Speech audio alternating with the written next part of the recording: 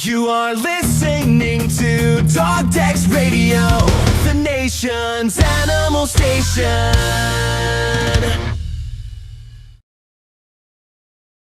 Lions, Bones and Bullets, directed by Anton Leech, produced by Richard Pearce and narrated by animal advocate Peter Egan. It lifts the lid off the little-known practice of lion farming in South Africa.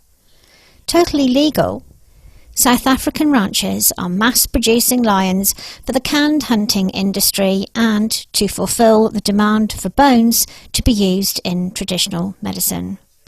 In this interview, Richard, Anton and I discuss what this industry means for the lions, both captive and wild. We talk about zoonotic disease, questionable practices and much, much more. Meanwhile, this is what Richard and Anton had to tell me. Listeners, I've got a big treat for you today. We are talking Lions, Bullets and Bones, a fabulous documentary by my wonderful guests, Richard Pearce and Anton Leech. So welcome to Dog Desk Radio, Richard and Anton. Thank you for inviting us. Yeah, thank you very much. Now, and hello to the Dog Desk listeners. Listeners will be surprised to hear that despite a ban on the export of lion bones and other lion body parts derived from wild lions, that South Africa is able to export lion bones into the international market legally. Can you explain how that's possible? At the Johannesburg CITES COP, Conference of the Parties, at the end of that, South Africa was given leave to apply for an annual quota. And the reason this is allowed to happen is because it is deemed that a captive population doesn't impact on wild populations. And therefore, the South African lion farmers felt that, their lion farming was not impacting on wild lions. So they put pressure on the government. The government then put pressure on CITES. And ultimately, they were told to apply for this quota. They applied for a quota of 800. What was interesting was that there was no real basis for arriving at 800, but that's what they got. It was an annual quota, so it's 800 every year. But of course, on top of that, there's all the illegal stuff as well. About 2 years later, they then applied for nearly double that. So that's how it came about, and it is perfectly legal. Those who are cynical amongst us would think that maybe there was some backroom trading, and that maybe because South Africa had lost out in a couple of other areas like rhino horn and ivory, they were being tossed a little bit of a, I hate to use it, a little bit of a bone. But that's how it came about, and it's perfectly legal, that quota. It's mind-boggling, isn't it? Absolutely mind-boggling. Are there ever any circumstances where wild lions are poached? Do we know? Yeah, go for it, Richard. Yeah, they are, but I think Richard might be able to explain a little bit more. No, I mean, the big problem behind that 800 quota situation was that they got it because you have to prove that a captive breeding situation is going to impact negatively on a wild one. They couldn't prove that at that time. But now what's happening is that wild lions are being poached because of the bone trade. So that captive breeding industry has given rise to an increase in poaching all over the continent. And when you consider how threatened these guys are, and their numbers are way, way, way down, we need every lion. We don't need any of them to be poached for anything, let alone to fuel a bone trade, which has been fueled by captive breeding. I can't actually get past the fact that this majestic beast is farmed in the first place. It's horrific, isn't it, to think that the lion is being commodified in that manner. They don't belong in cages being farmed for our sport and pleasure. They're the kings of the jungle, aren't they? Yeah, well, I mean, I think an interesting fact also is that there's less lions in the wild than there are rhinos. which I think is, Yeah, yeah. Also, I think, we all sort of spend a lot of time, well, at the studio we do anyway, or we have, talking about tigers and how there are more tigers in captivity than there are in the wild. But until your documentary, nobody's actually thinking that that's happening with lions. And it is. So fabulous. In South Africa, it could be 4 or 5 times. We don't know. It could be 4 times as many in captivity as in the wild. Just being bred to be shot or for their bones. Listeners, that's horrific, isn't it? You need to watch this documentary and get behind it and do everything that you can to support changing that. Okay, do we know how long lion farming has been going on in South Africa? Let's trace it back to when it started. Yeah, go for it. Yeah. Yeah, well, I think it was in the 90s where it started. And what it was, a lot of trophy hunting was going on and can hunting. And I guess that led to like the surplus of lions that people needed to do something with it, and hence the bone trade kind of exploded. So with regards to the canned hunting, we probably should just talk about that a little bit for some of my listeners who may not actually be familiar with that. These lions are bred in captivity to be sold to the highest bidder. A lot of money involved, guys, yep. And I mean, does somebody choose a lion online and then go over and shoot it? How does it happen? What's life like for that lion behind bars? You can go online and you can pick your lion online, like a menu, like your pizza, based on cost and appearance. I mean, a big male with a big mane will be X, a small male with a female, blah, blah, blah, blah, blah. So you choose your lion if you want to on the internet, and I'm going to be a bit naughty and say you're sitting in Texas. And then you go, bing, you've chosen your lion, you've paid your money, you fly to Johannesburg, and you get taken to that exact lion, and you shoot it. And so that's how it actually works, or can work. It doesn't have to work that way. You can actually go to Africa and look for it yourself if you like. But I think canned hunting is worth explaining, because there's an awful lot of sort of nonsense around canned hunting, and to understand it, one has to look at the SCI, which is Safari Club International rules, and they draw a hard line between canned hunting and what they would call real hunting. Mm. Real hunting, is going out and finding a lion that you're allowed to shoot and blah, blah, blah. Canned hunting, you select your lion. The only thing about canned hunting really is the hard definition is the animal can't escape. Okay, so the animal is shot in the enclosure. They talk about small enclosures. It's not necessarily true, but people who want to have the sort of fake safari experience, they may be operating in an enclosure of 20,000 acres, but there's still a fence. And ultimately, it's worth remembering there are 2 fences. There's a physical fence that means the lion can't ultimately escape. And then there's a mental fence. Yeah. This poor guy, and I think you'll probably come to this later, this poor guy's been bred. Mm. So it thinks humans are its friends.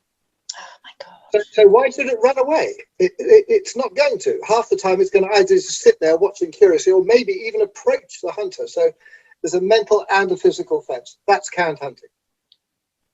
That's dreadful. So I'm assuming as well that there's a selection process going on when these lions are being bred. If you're a strapping great lad, then you're selected for the canned hunting. If you're not so much, if you're a little bit skinnier or smaller or whatever, you've probably got a different fate awaiting you, haven't you? So we'll talk about that a little bit later as well, I think, listeners. Let's go back to the bones. What are the bones used for? What's their purpose? I can't remember. Anton, is that you or me? Do you remember? Oh, no, go for it. I can jump in. Okay.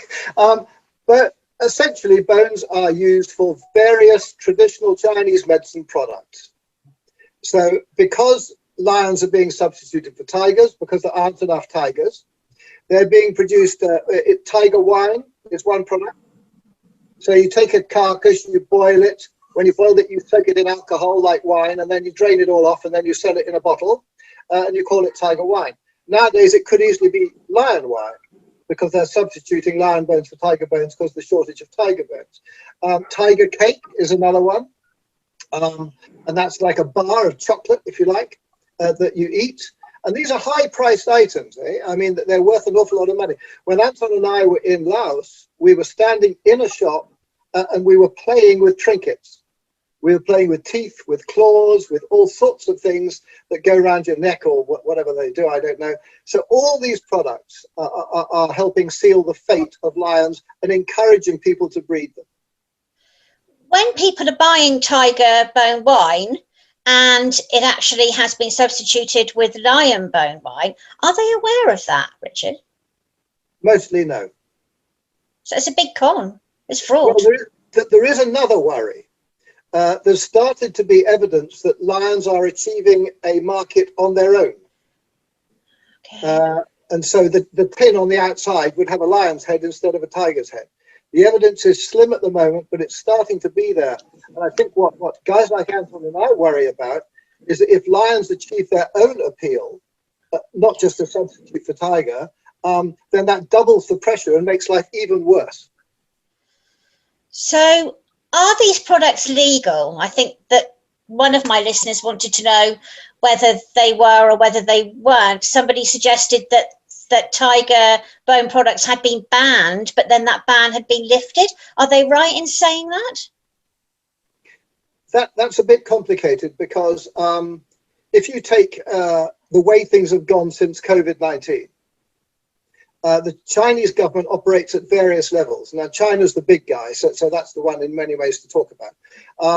And it operates at various levels in various ways.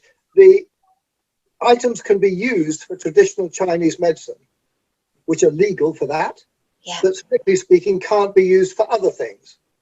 So what you're looking at really, unless they ban everything, is a system full of loopholes. In Vietnam, for example, since the COVID crisis, pretty much everything is now illegal. And what we're waiting to see is whether they're going to police that properly. Okay. Do we know if there is actually sort of any quality in the bones that are being consumed? Do they actually do what people think they do, or is it just a load of mumbo jumbo? Do we know that? Go on, Anton, give it mumbo jumbo. Hit it with. It is mumbo jumbo. Okay. There is no quality in there. There is no medicinal value quality in those products. If anything, there's a potential for disease. You're exporting what could be potentially diseased bones from South Africa, and people consuming it could end up being sick. I experience with the opium dealer. They put opium into the tiger cake, which will then kind of give you a feeling that something's happening, but in fact it's not. It's got nothing to do with the quality of the bones or the wine. It's actually the opium that's. My goodness, I wasn't expecting that answer. I was going to say if it does, that perhaps they could find something synthetic that could replicate it. But not only have we got a product that doesn't actually work, but we've got a very naughty product being slipped in to try and fool people into thinking that actually it does do something for them. Wow. Wow, no idea that was going on. Okay, let's go back to the lions and talk about those lions that are being bred and those farms, because they are farms. It's lion farming, listeners. What happens to them? Let's look at the life cycle of a cub right through until the end of its life. How are they commodified?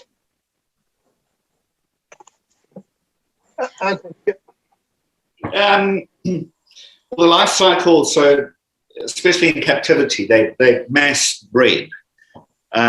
So your lioness will give birth to cubs. The cubs will be taken away from the mum. Lions can quite easily go back into estrus after 3 months or so. So potentially that female can produce 3 litters a year. And then, that's just one lioness. So if you've got a whole bunch, these are breeding machines. Yeah. So we're talking about speed breeding. This is not normal for lions at all, is it? That No, must really absolutely. take its toll on the lioness. Yeah, absolutely. And, also dealing with, particularly within the bone industry, there's a lot of interbreeding and, and people don't really care about the quality of the life for the lion. They're just after the bone. So they don't necessarily have to feed them correctly. Inbreeding it's very detrimental to the lions, of course. There are lots of issues that will occur from inbreeding. But, they're after the bones. They don't really care about the value of life of the lion. And then from there, there are various industries. I think you might know about cub petting. So take the cubs away. This is an attraction for tourists, for people to get selfies or photographs or cuddle and touch the cubs. And kind of in a nutshell, once these cubs get a little bit too big, a little bit too boisterous, and it's no longer a cub, they then get pawned off to who knows where. A lot of these facilities, so if you just have to think about it, if they've got cubs for most of the year, there's a big turnaround of cubs coming in there. Yeah. And then from there, either those cubs that grow up go into potentially a canned hunting facility or they're slaughtered. Okay. We've seen lots of, sort of companies advertising experiences walking with lions. Would our farmed lions ever be involved with that? So would they go from, the cub petting to the walking with lions, because nobody wants to cuddle a cub when it's at a particular age and size, and then from the walking with lions experience then on to the canned hunting? Does that ever happen? Yeah, that's correct. Yeah, that'll. Okay. And I was also thinking, listeners, remember, Michelle, can I just come in there? Sure. Regarding walking with lions, it's not just another level of exploitation. It's also, and your listeners will have to excuse the language. Oh, go ahead, they're used to it. It's also bloody dangerous for humans, because, I did this when I was researching a book 5 or 6 times. On one occasion, it was really well organized. It was a pair of lions that were almost like circus animals. They knew every single stop and trick. There were 4 of us, I think, and there were about 5 or 6 handlers, all carrying big sticks. So I suspect the threat to humans was very reduced. Another occasion, we went out with 4 younger lions than that. These were probably, only about 10, 11, 12, 13 months. And twice the lions all disappeared, chasing game. And the people walking with were all spread out all over the place. Now, we all know they weren't kept together in a bunch. Anybody who knows anything about lions knows that if you run away from a lion, you're going to end up wearing it around your neck. And these poor people, if one of those lions had decided to stalk them, having become detached from the group, they would have ended up wearing a lion around their neck. And we must remember, it's not just exploitation of lions, it's exploitation of tourists. It's exploitation of humans as well. And who gets the blame in the end? Yeah, the lion. There you go. Totally. Yeah. And there's another industry involved here, is the volunteering. People are paying a lot of money to come and supposedly look after orphaned lions, which, well, they've been made orphans because they've been taken away from their mum. And they pay a lot of money to do this. And, it's a huge business in South Africa. And it's a real con, because they can potentially bring these lions up. But at the end of the day, those lions really are bred for the bullet. Yeah, you've really blown the lid off of this, guys, haven't you? Because that is an aspect that nobody would have considered. We're helping, we're going over, we're looking after these cubs. We're doing a good thing, and we're paying a lot of money to do it too. Who would have thought that anybody would con us that way? Yeah, it's a huge exploitation of the workers as well, Yeah, the lions and good-hearted, kind people wanting to do something good for animals. Terrible. But don't forget, although this shouldn't be happening at all, given that it is happening, those mostly white foreign volunteers are paying to do jobs that actually South Africans should be paid to do. Good point. Yeah, good point, Richard. There's an employment whammy there as well. At every stage, this whole industry has no defence. I can find no merit to justify any element of it. Yes. Listeners, I'm just going to remind you about our conversation with Meredith Whitney from I4 with the tiger cubs, where they were actually starved, for want of a better explanation as well, but, you know, to keep them deliberately small. I'm very sure that that must go on with the lions as well. These people are very clever and good at manipulating things to make money. Also, the sticks that you see on these Walking with Lions experience, they are there not because people need them to walk, they're there because those lions have been abused. Yeah, they've been brutalized to be trained to an extent to be able to do this thing. So, you know, all the way along the line, start to finish, bad, bad, bad, bad, bad. Do not get involved. Let's go back to the canned hunting. Let's talk about that a little bit more. We were saying that, you know, a person just goes online, chooses what it wants, goes over and gets it. What happens to the lions that don't make the grade for canned hunting? The skinny ones, the ones that aren't that great, the ones that nobody wants to buy, because if we're talking about this as, you know, being a shopping experience, there are going to be lions that are left behind. They're sold for the bones. A bag of bones is a bag of bones. Okay, so those lions, when they're being reared in that on that farm, are they going to be treated less favourably than the other lions, but looking like they're going to be, you know, beefed up and looking like Hugh Jackman and Wolverine? Are they going to not get as much food, maybe? Well, you know, it's all about the trophy also at the end of the day. So you want that male lion to not have a scratch on it, to have a huge mane, to look kind of pristine in the sense, you know, in a sense. In the wild, you're never going to get a lion that looks like that because they're always scarred and fighting, and well, they're wild. You know, and I think it also depends on the breed of the lion. Like I said, you know, if they're inbred, these are lions with issues. They don't necessarily look like your prime trophy. So for sure, there will be lions that are bred for the trophies, and there are lions bred for the bones.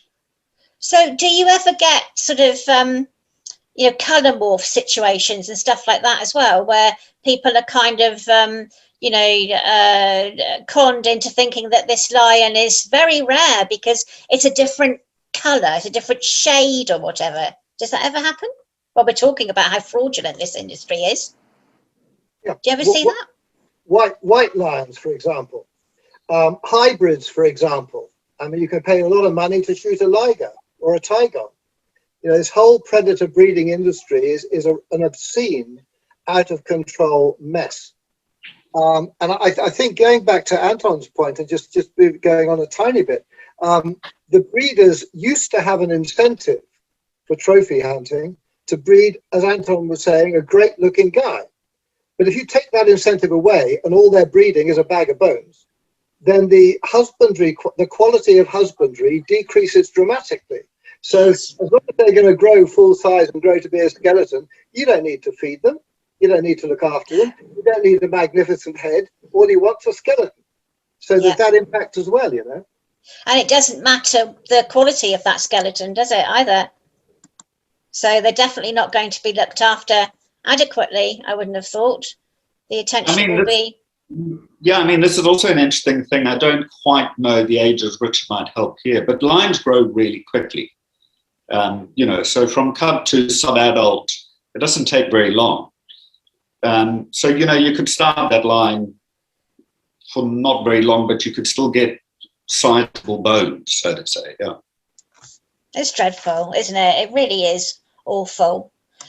let's go back to the film and talk about your safety while you're making. I mean, you were investigating, you were poking your noses in all over the place, and people didn't want you finding stuff out. Were you ever concerned about your safety while you were filming? I think all the time, pretty much, unless it's an organized interview. We got into places like Boy Lodge. You're entering into the closed farm. There's guys with potential guns, and these are hardcore people. These guys are doing, it's a big money business, so to say, for sure. But I think,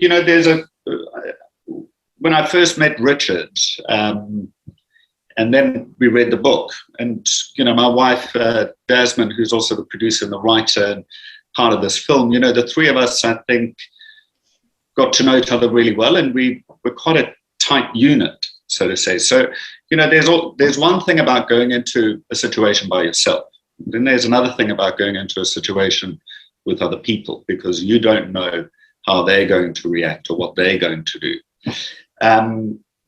But I think we all clicked, and we all kind of knew to look out for each other. And I think, we had like a code word, which I think was red filter. So that if anything dodgy happened and somebody said red filter, it was kind of an alert going, okay, either we must get out of here, or we need to take evasive action, or, that was our kind of code word of be careful. Okay, so did you have to sort of set yourselves up as potential trophy hunters to get into the farms? No, not necessarily. I think also our approach to the film is to have a very balanced approach to the film. So, I think with everything other than Vietnam and Laos, we were very open with people, telling them what we were doing, and that it was also a platform, because it's a legal trade. This is a stage for them, or platform for them to state their case in terms of why they think it's okay, because it's a legal trade. It's not an illegal trade.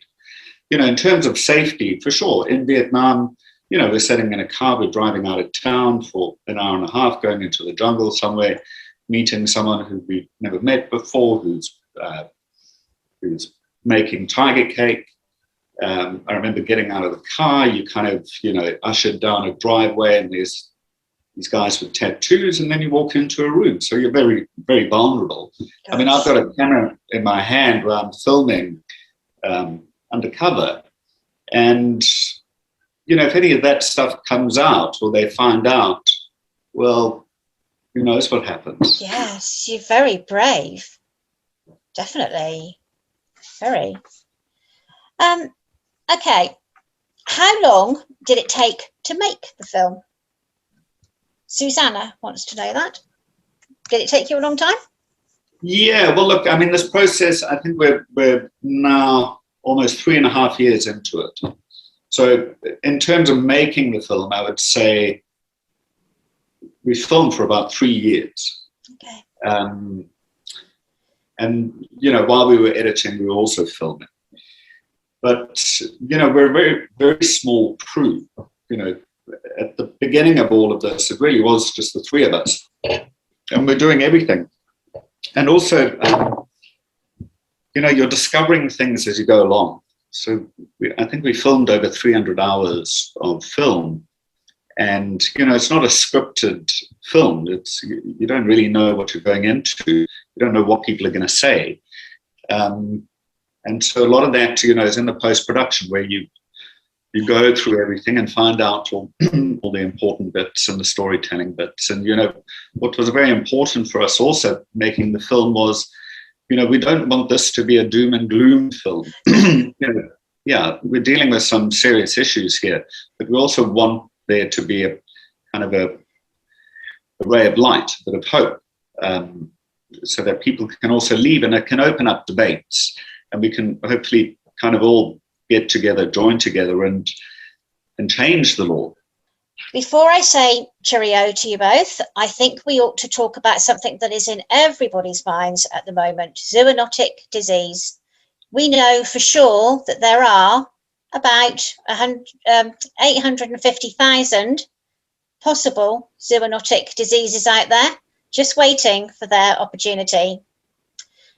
Does this lion farming present a risk to our health?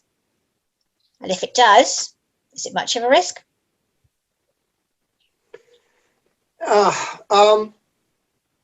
It's a difficult one because there's been very, very little research. And people tend to think that because the skeleton's being boiled, because it's then being steeped in alcohol, and this process, depending on the processor, could take 2 or 3 weeks, then it's completely harmless. And one of the things that's feared is the transfer of TB, for example. However, what they're forgetting when they look at that side of things is all the handling that goes on. So you first of all got a carcass that may well be TB infected. You've got to skin it, you've got to strip it, you've got to take the flesh off the bones, etc. So that handlers are involved there, exposing themselves to potential infection. And then you've got to ship it. So you've got more guys involved in shipping and blah, blah, blah. Then you get to the other end, you unpack it, and then you process it. And then maybe once it's processed, it's harmed. But there's quite a lot of people come in contact with that prior to processing. And so there very definitely does seem to be a risk. As of right now, as we speak, I don't think there's a documented case of TB from lions to humans, but there might be. All I'm saying is I don't know that it's documented yet. But the experts we spoke to, who you see in the film, etc., they know far, far more than we do, and they're all quite convinced that there is a very serious risk of what zoonotic transfer. But I think I'd like to finish my bit on a general level. It's not just lions. You know, all over the world, we've got human-wildlife conflict. All over the world, we've got shrinking habitats. We've got humans coming into contact with wildlife more and more and more. I just put out a pangolin book, and your listeners will all be aware, your viewers will all be aware that pangolins are a likely vector for COVID-19. There are something like 2,000 coronaviruses discovered in one bat colony in southern China.